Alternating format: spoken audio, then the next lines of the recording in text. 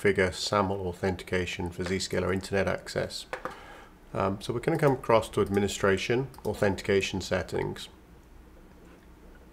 We make sure SAML is enabled, and we click Open Identity Providers. I already have one here, which is my old one, so I'm going to add a new identity provider for my users, and I'm going to click Next, and I'm going to call this Azure status being enabled, and then we need to complete this information from Azure and then import the data here. So I'll enable an organization-specific entity ID, and I will copy this to my clipboard, and I will come across to my Azure AD portal. So I'll come down to Enterprise Applications, I'll add a new application, and I'll search in the gallery for Zscaler, and I'll select the one that's appropriate for the Zscaler cloud that I'm on, in this case Zscaler 2. And I will call this Welsh Geek ZIA ZS2 to differentiate it from my other configurations. I'll click Create. Azure will go and create the application within my tenant, replicating things from the Azure AD gallery. So the application is being created, and what I'll do now, first off, I'll come to Properties. I don't want to assign it to specific users or make it visible to users in their portal because it only supports SP-initiated SSO. And you'll see there's a number of URLs here. The first one being the reply URL and other information. So I'll click Save on this. I'll come across to single sign-on, and I'll enable it for SAML. And I need to edit the basic SAML configuration here. So I'm going to change the entity ID to be the unique identifier and the sign-on URL to be the same. And I'll add the ACS URL, which needs to be login.zscaler2.net :443/SFC/SSO, and I'll click Save.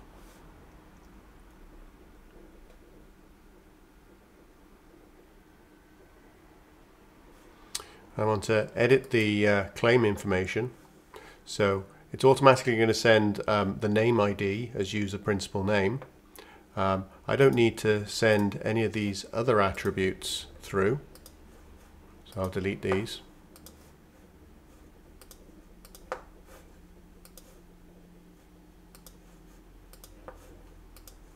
And I'm going to add a group claim, and the group claim is the security groups the user is a member of, and I want to send across the SAM account name for the group, so the short name of the group. Advanced operations, I want to filter the groups for SAM account name contains the word internet. So I don't want to send all groups across from Azure AD when the user authenticates, only the ones that I'm going to apply policy on, and therefore only the ones that contain the word internet. And I want to customize the name of the group claim, and I'm going to call it member of, and I'll click Save. I'll go ahead and add some other claims here. I want to send the display name, and the attribute is user.displayname. Click Save,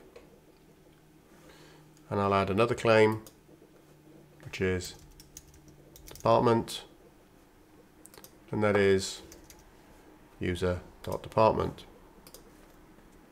So now when the user authenticates, I'm going to send across the name ID, the department, the display name, and the groups the user is a member of. So we'll come back to SAML single sign-on, and we'll scroll down here and we'll look up the configuration URLs. We need to know the logon URL, and we'll come across and we'll paste this into the portal URL, and we're going to complete the rest of this. Name ID, we'll come across back to here, and we need to download the certificate, and you'll notice that the certificate comes down with a .cer extension. So we're going to come across into my Finder here, and we're going to rename it .pem. So I come back across the Zscaler Cloud Portal, I will upload the certificate, and I will select that signing certificate there and click upload. We're not going to configure any of these other options around SAML SP request signing. We are going to enable SAML auto provisioning to complete these attributes. So display name, remember these are case sensitive, they need to match what is configured in Azure Portal. Member of with capital O, and department. We won't configure SCIM at this point. We'll select the authentication domain. We'll click Save.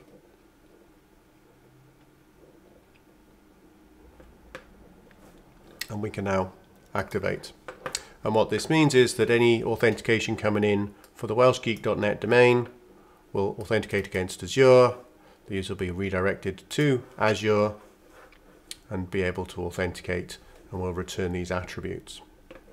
And then finally what we're going to do is we're going to come across to Enterprise Applications and the app registrations, and we're going to search for that Welsh Geek that we just created, so ZIA ZS2, and we're going to edit the manifest. And the manifest at the moment sends that the SAML claims that are going to be released is specifically the group claim with a SAM account name. And I want to update this. I want to send across whether or not the device is managed, known and compliant based on the device being joined with Azure AD and Azure AD checking the device posture. So I'll click Save on that as well. Okay, so we now have everything configured for Zscaler Internet Access. I'll come across to my Windows Azure AD joined machine.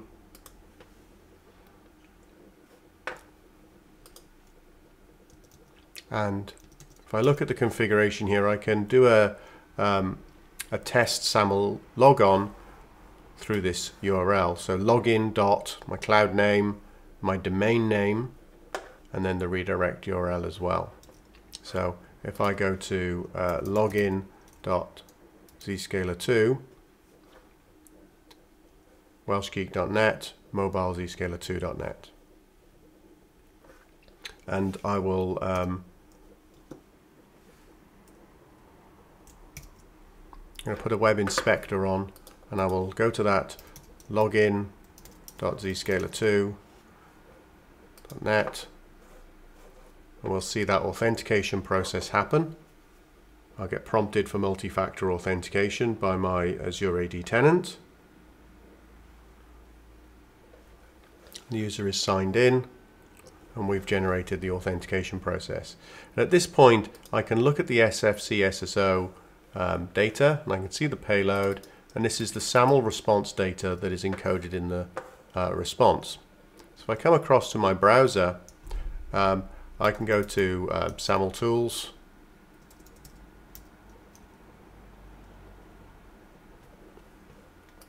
any number of different SAML tools available out there. This one's online, works quite well, and I can paste that data in there, click decode, and I can see the SAML response data that came through. So I can validate the data and the information that's come through. So I can see information about how the user authenticated.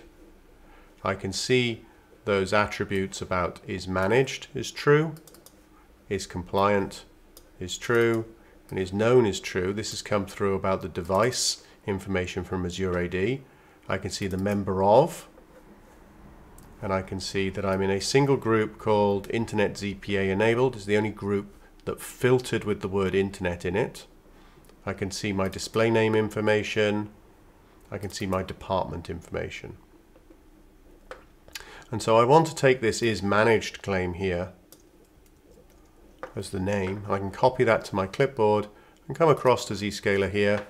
I can edit this identity provider configuration, and now I can know that the device trust attribute is managed is true if it's a managed device, and I can use this later in my identity proxy configuration. So I'll click Save.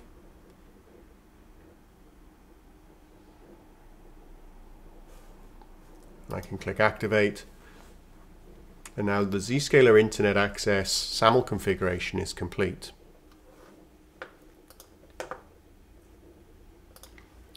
At this point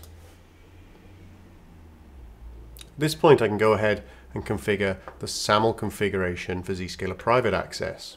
So I come across to Administration, IDP Configuration, and I want to add an IDP configuration. So this one I will call Azure. It's user authentication, and it's for the domain welshgeek.net. I'll click Next.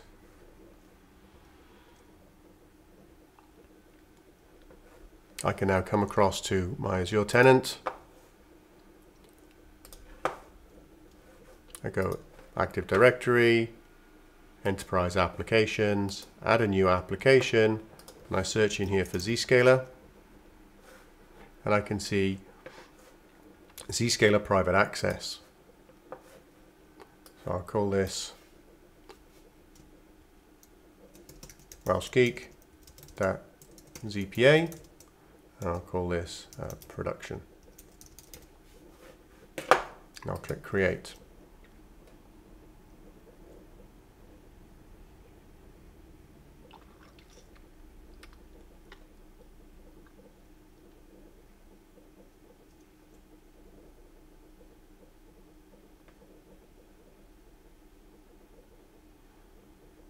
So it's replicated from the Azure AD gallery. I have my application created now.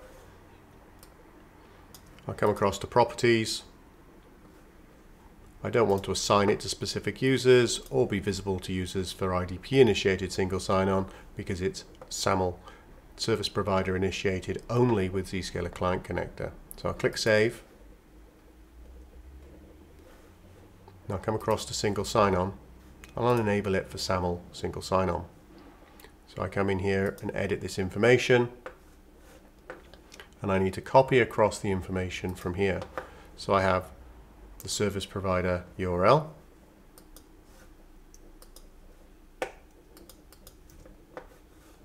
and I have the entity ID information,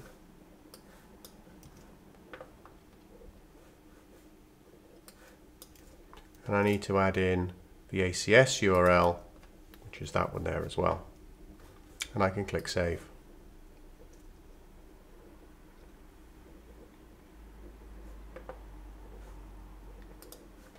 Let's edit this information. The name ID is automatically sent. I don't need to send across the email address as an attribute or the given name or the user principal name as an attribute or the surname. What I do want to send across is a group claim. So I'll send across security groups, and I want to send across the SAM account name. I want to filter those groups if they contain the name and they match contains, and we'll say they contain the string ZPA. And I want to send that across as an attribute called member of, and I'll click Save. I can also send a claim which is department, and it's an attribute called user.department, and I can add information, and I will say display name, user.displayname, and I'll click Save. So I have a bunch of information sent across as claims. That's ready to go. And we'll come back here. We need to download the federation metadata in XML format. And we can come across to Zscaler Private Access. Now we've copied all of this information across. We click Next. We can upload the metadata file, and you can see it automatically configures across the sign-in URL and the entity ID information. And I'm going to send this across as unsigned SAML auth n request. It's enabled. We'll disable HTTP redirect because we want to use post binding, not get binding. It's for user authentication. I'm going to disable force auth n at this point. And then the SAML attributes can be used for policy, and we'll leave skim disabled at this point as well. So at this point we're configured, and we can test the import of SAML attributes here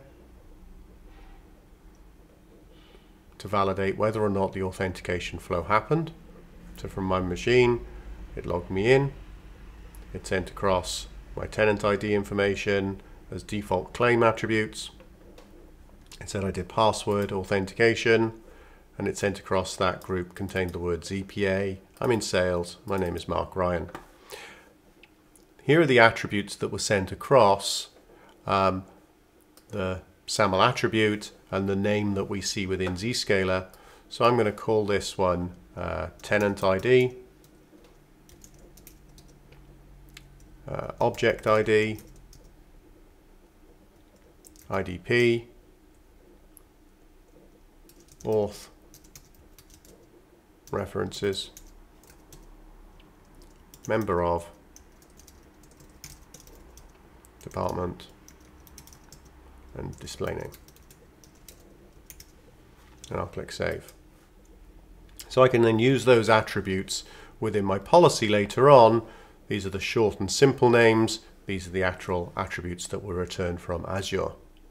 Now, what I also want to do, if I come across to Azure, I go to my enterprise applications, app registrations, and I search for that Welsh Geek application. I now have Welsh Geek ZPA production. I'm going to edit the manifest, and we can see within the SAML token that it's going to omit that claim for groups. I want to send across some other attributes, which are: is the device managed, is the device known, and is the device compliant as far as Azure AD is concerned. So for managed devices as part of Azure AD. So I can click save on that, and that manifest has been updated. So if I come across to an Azure AD managed device, I go to admin.private.zscaler.com.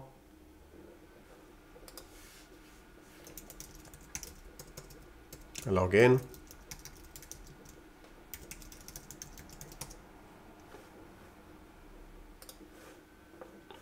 Come to administration and IDP configuration here. If I import the SAML attributes now,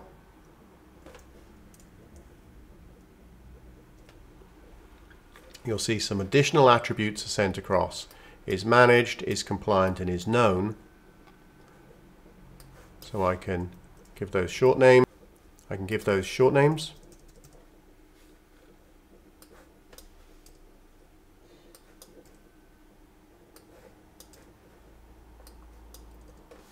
And we can see within the SAML information that's displayed in the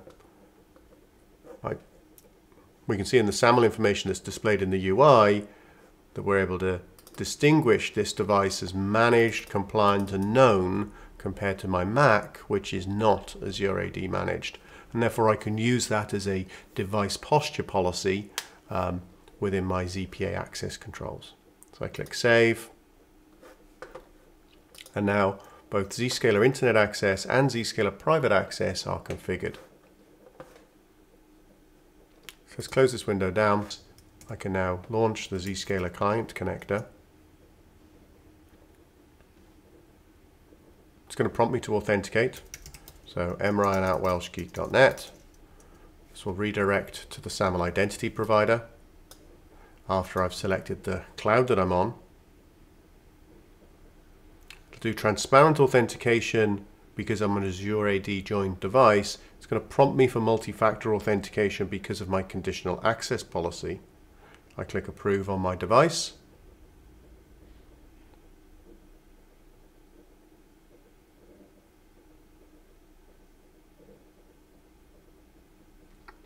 The join will occur to the Zscaler Zero Trust Exchange.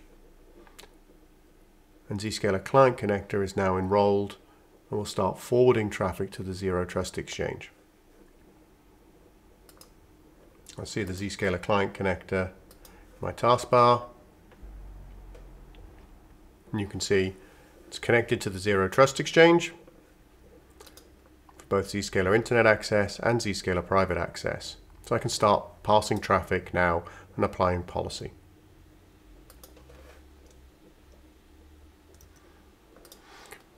Let's go ahead and configure Identity Proxy. So I come across to Administration, Authentication Settings. In Identity Providers, I've got my Azure AD Identity Provider configured, and we're sending across the Device Trust attribute, and it needs to be true for Zscaler to apply policy on it. So I can click cancel on that. Okay, so I come across to Administration, Identity Proxy Settings, and I can add a cloud application. So what's going to happen is Zscaler Internet Access becomes the IDP for the application and will then apply policy as to whether or not to allow access or isolate access based on this. So you need a SAML application. There are a bunch of predefined ones: Salesforce, Google Apps, Box, M365, ShareFile, GitHub, ServiceNow, Slack, or other apps is a generic application. So to give a generic application, what I will do is I'll come to admin.private.zscaler.com.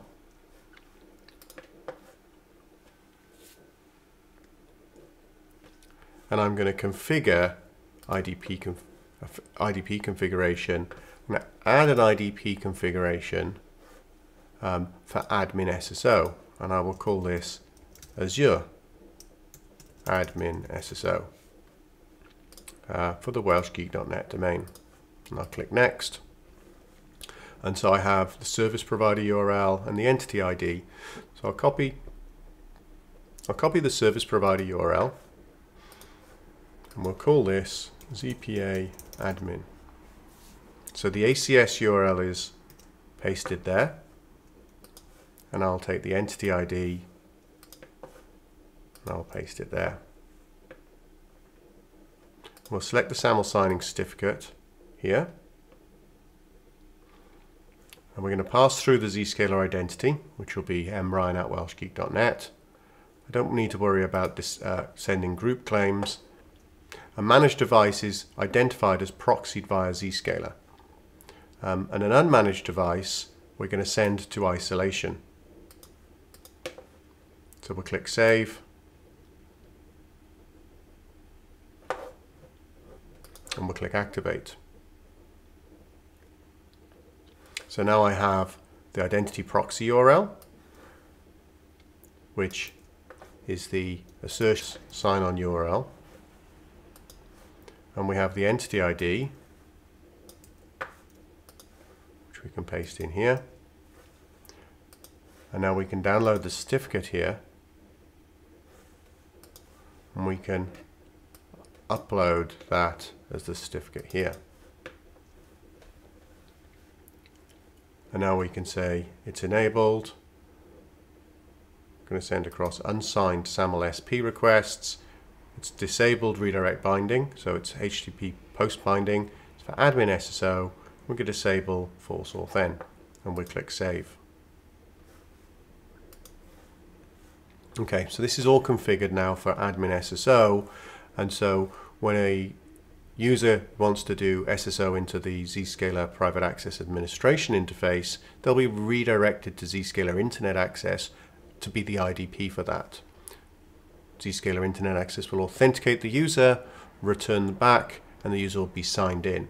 Key requirement here is that the name ID, the username that's returned in the SAML authentication response, needs to have an administrator account matching that within Zscaler Private Access. So I come across to Administration, Administrators, and you see that I already have an account here called mryan@welshgeek.net as an administrator that is enabled for SAML SSO.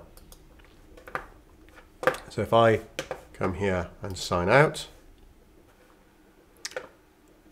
so I can now click single sign-on using IDP, I click sign in, I'll be redirected to Zscaler Internet Access, and because I'm coming from an unmanaged device and not coming through Zscaler Internet Access, I've been sent into isolation to access this administration interface. If I come across to my remote desktop machine, which is an Azure AD joined device passing through Zscaler Zero Trust Exchange using Zscaler Client Connector, and I come to admin.private.zscaler.com, sign on with an IDP, and I enter my credentials, I'll be redirected to the IDP, authenticated,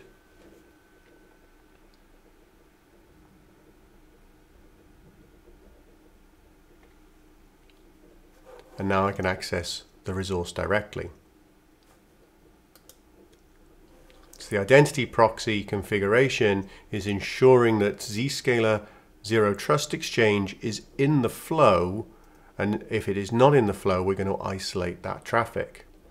So we can take this one step further. We edit the configuration. Not only do you need to be coming through Zscaler to access the resource, but we also need the IDP to tell us that you are a managed device.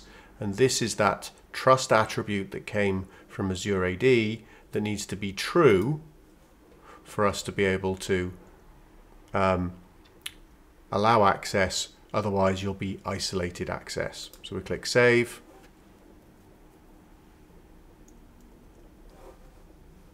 We click Activate.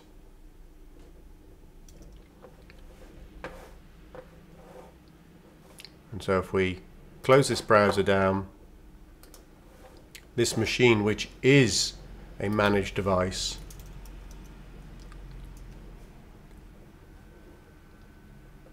sign on using IDP, will still be allowed to access it directly after we've done the multi-factor authentication.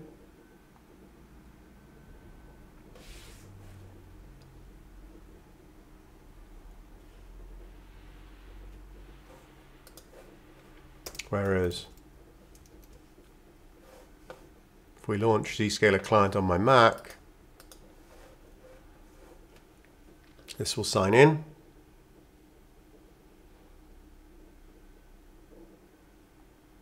We'll perform the multi-factor authentication.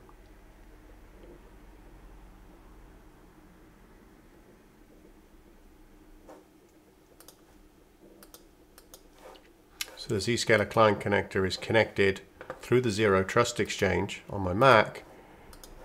If I sign out of here now, so we do IDP SSO, so mryan@welshgeek.net.